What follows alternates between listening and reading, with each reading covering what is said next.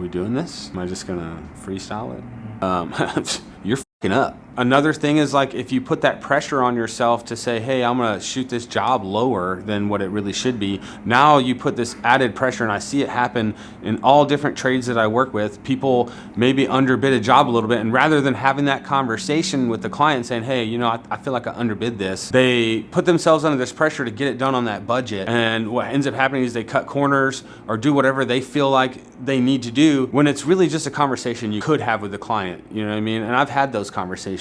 We were installing a fence gate extension. The gate on their fence was set back further from the house. They wanted us to move it up so that their trash cans could go there. We ended up finding out there were a ton of tree roots in there, and it wasn't just as simple as going in there, setting some posts. It ended up taking us like 3 days, I think, to cut all the roots out and everything. There were things I could have done differently to make sure that that wasn't gonna happen. I had a conversation with the client and I said, look, I'm having to buy extra tools. I'm having to do all this extra stuff because there was a tree here because these giant roots are in the ground. Can we do an at cost? It's gonna be more than I bid, but it's not gonna be, I'm not gonna make any money on it. Can we just like do an at cost? And they were totally happy with it. And I've gone back to that house like 20 times since then over the last couple of years to do other jobs for them. And of course, I haven't had that happen again with that client, but they respected me for talking to them about it instead of just trying to be like, oh yeah, this is gonna be like an extra 10 grand or whatever, you know what I mean? I just had a conversation and said, look, this was unanticipated. There's no way that I could do this for that price anymore. And we moved on from that.